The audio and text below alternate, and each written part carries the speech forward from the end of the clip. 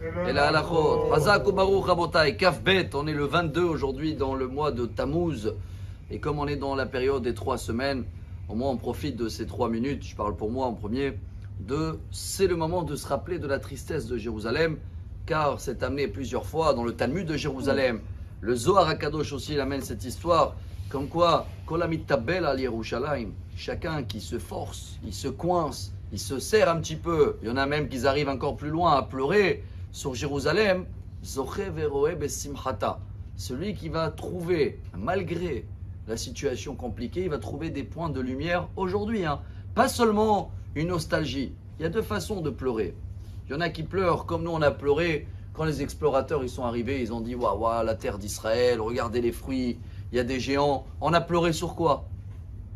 On ne connaissait pas la terre d'Israël, mais ça c'est un pleur qui s'appelle manque d'espoir, il n'y a plus rien à faire, tu crois qu'il n'y a plus de solution.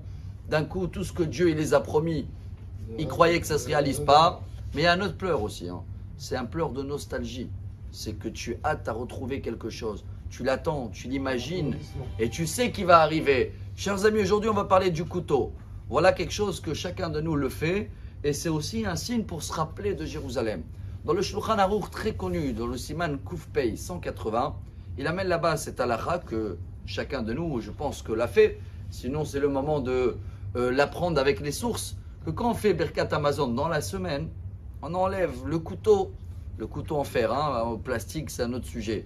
Mais en tous les cas, s'il y a un couteau, où on l'enlève de la table, ou on le couvre. Vous avez entendu parler sur cette coutume-là. Pourquoi?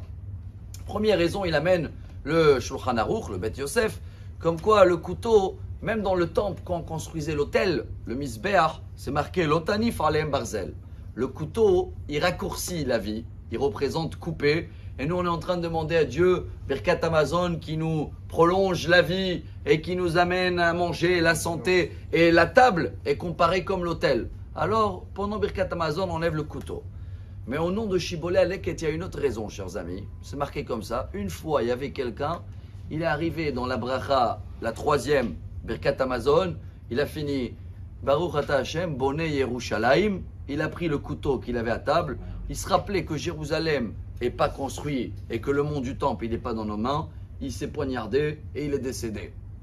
Et vous allez me dire quoi? Qu'à cause de un qui s'est suicidé, on va enlever les couteaux. Pourquoi il y a un risque aujourd'hui de quelqu'un qui sera triste comme cette personne-là et qui va faire la même chose? La réponse, elle est, chers amis, c'est royal.